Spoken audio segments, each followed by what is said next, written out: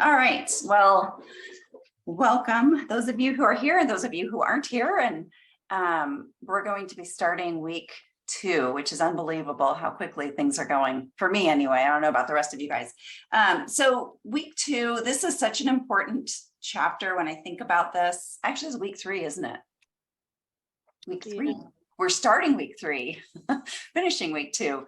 I really enjoyed the discussions this last week on motivation. I think I've told you guys either in text or or on the announcements or in some of the information here, but I work with a telehealth company and working with patients trying to do behavior change.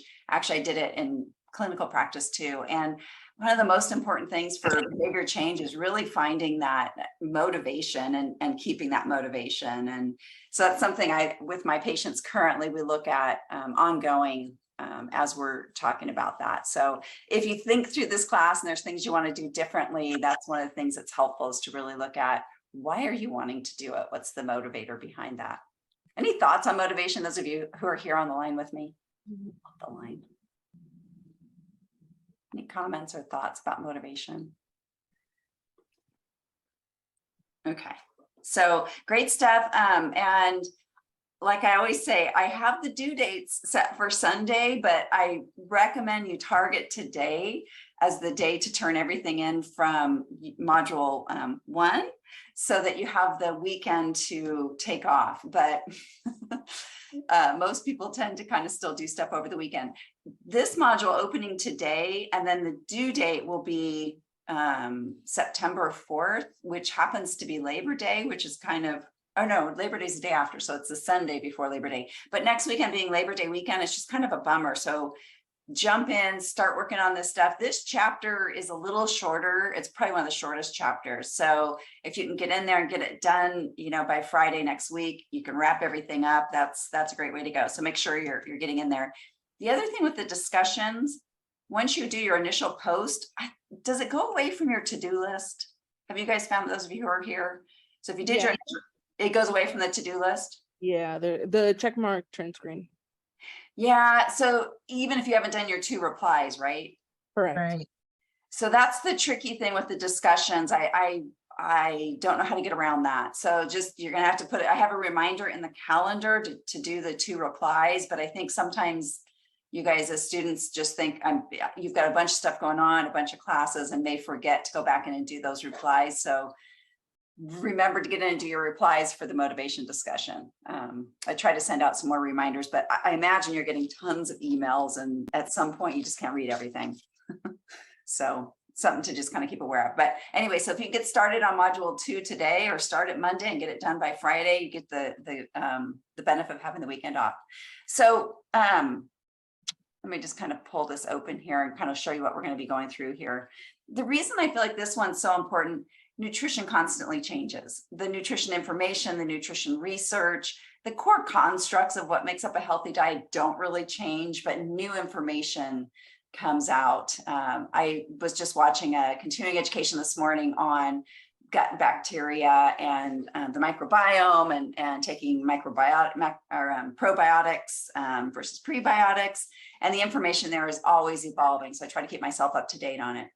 So in chapter 2, and this next week, you guys are going to be learning about how to really look at, with a critical eye, at the information and the research that's out there. So you've got your objectives here. And again, I have you guys go through and fill out, what do you like? What don't you like? Part of this, again, as I said last time, is so that it just sort of primes your brain for, like, what am I going to be learning about in this chapter? It also gives me feedback in terms of what you like, what you don't like, and it helps me really refine my course each semester to what's important for you guys as students. Sort of a big view of what's going on this week and what to look for. I don't know if you guys are utilizing these guided lecture notes. Feedback I'm getting from students who are using these are very helpful on the tests. So you don't have to turn them in. Some of you have asked about turning them in. You do not need to turn them in. They're really for your own benefit. People learn in different ways. And so I like to have different tools to help with different learning modalities.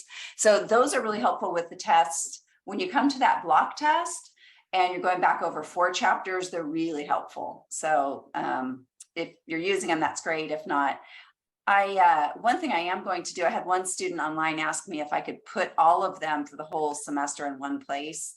And so I need to do that because I think that would be helpful, just to have in one place, go to the printer one time, print everything off so it's available for you. So look for that to be happening here soon too. Your discussion this week is going to surround finding valid nutrition information. And so in this discussion, really what I'm wanting you to do is basically find some research on nutrition that you're really interested in. A portion of the chapter this week talks about this CRAP test. So checking for currency, relevancy, is it authoritative, is it accurate, and what's the purpose of it? And so it walks you through how to do that. I've also got the CRAP worksheet. And so basically you're going to find that research and you're going to evaluate it for, this guy was using the CRAP test, and then really grading it and kind of giving a review of it.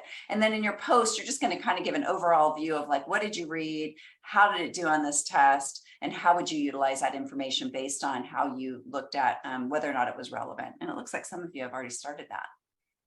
So questions on that for those of you who are here online with me?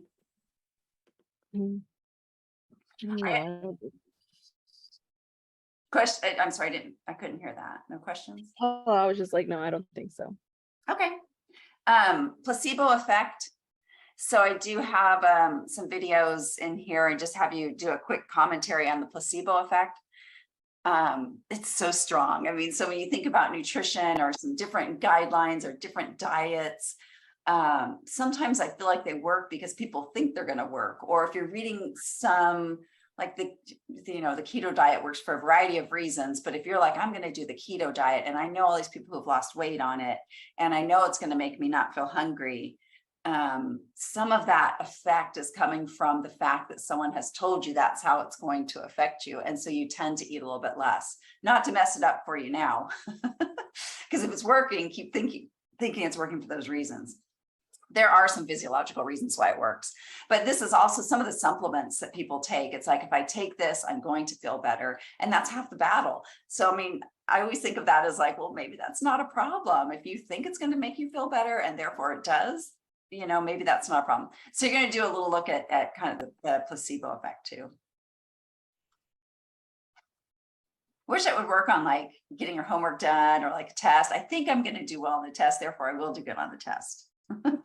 And then I have some research article survey. So there was this research coming out about chocolate, and it just sort of really underlines part of the problem with some of the nutrition, all research in general, but nutrition research in particular. Some of it, there's less reputable sources of information out there. And so it's really good to know what you're looking at and why you're looking at that. One of the things I don't think the textbook goes into, that I talk about a little bit more in my face-to-face class. I don't know if I can, I think I have to stop sharing and then share this again. So bear with me. I'm going to stop sharing and then I'm going to share again here with you. And I will take these faces off of here once we get to it. So I want to share this. So just kind of a quick look at this right here. So evidence-based guidelines, one of the things we do for nutrition in particular, for myself as a registered dietitian, I do have we call it an evidence-based nutrition guidelines resource. And it's not accessible to the public, but if I'm working with different patients with different diseases, I'll go to look at what is the current evidence on that. And it does change. And so we have this for most of medicine. With nutrition, it pertains to just, nutrition things. And we grade the evidence. So on a grade of A through D, and then secondary reports M through X. I pulled this off of a presentation and they were again, this was the one I was looking at this morning. I just thought it was kind of a good slide here. And so they were looking at the evidence surrounding probiotics, probiotic use, prebiotic use, and fermented foods. And so basically randomized controlled trials, crossover trials get like an A rating. And so with these, this would be information that we would recommend using. So if I have a patient and I can look at the evidence based on, again, going back to probiotics, you know, somebody who's using probiotics specific for gut issues and the certain strain of probiotic, there's good evidence to recommend it. Non-randomized case studies, maybe narrative. This one may be beneficial, unlikely to cause harm, but it may or may not help someone. All the way down to some of the stuff has insufficient evidence, sometimes medical opinions, or just didn't have strong enough evidence. And so for me, working clinically with patients, I have a whole list of these for various disease states. I'm gonna stop sharing again. So just to kind of give you an idea of what we do from a nutrition standpoint, how I make my recommendations for my patients. Questions on that? For those of you who are here online with me? Okay. Nope. All right. So you're going to look at this research article, and I have just a little questionnaire about the chocolate hoax to do that. One of the things in this study center, I haven't seen a whole lot of use here, but this is a great place if you want to share your guided notes that you filled in. Your classmates would greatly appreciate that, and I'm totally cool with you sharing in that way. So, you know, you can choose to maybe do one page, somebody else does another one. The test your knowledge, same thing as you've seen the other. These are the same test your knowledge that you see in the textbook. It's just all here in one place for you to kind of quickly go through and take a look at this. Feedback from other students. What some students are doing is they're going straight to this, kind of playing around with it, and then before they even start the reading, and then going back through the reading. Again, it's just a way to kind of prime your brain for like what's most important. Helps with just remembering some of the concepts that you're doing in here. So you might jump ahead to this, go back through all the information, and then go back through this right before you take the test. One way to kind of utilize that. So that's pretty much where we're at with chapter 2, kind of looking at research, looking at how do you make sure research is current, who are some of the experts out there, some information on that. And that kind of wraps up what we're going to be looking at here with this section. Any questions from those of you who are here? I have questions. Like, you have a lot of pre-test helping us out. Do we have to fill all that stuff out? Because it's like boxes that you're reading through, and are we getting? Yeah. So anything that has points associated with it here, those you do. Yeah, those you do. Okay. Is that what you're asking about? Those ones like this here? No, those ones I know if they have points, but it's like inside where you had where we had to fill out the lactose and the nutrients and there was no points awarded to that. This one, like this one? Like this one? Yeah, like those. Yeah. There's no points. These are really just self checks. Mm-hmm. Okay. So you don't have to do these. These are more just kind of getting you ready for the test. It's like a study guide, if you will. Yeah. Right. Yeah. So the easiest way to access like what's due and what's coming up is to go through here, and you can see, I think even on the student view, you can see that, can't you? Yeah. Yeah. And then also the ISBN number for the book. Yeah. I can't find the book anywhere. So, because I like to read and then highlight instead of looking on the computer all day or my tablet, and I can't find the book anywhere. Yeah. So the only way you would get the book is if you print it yourself. Okay. So it's not available for purchase. So that's the benefit is it's free with the online open educational resources, but the drawback is they don't have an actual book, right? So right. That was kind of my thought with the guided lecture notes. That's working for some people because then they can kind of go through, read the book, and then take notes in terms of like what's the most important stuff. But you can, if you go to the book itself, there is did you see the printable portion on the book?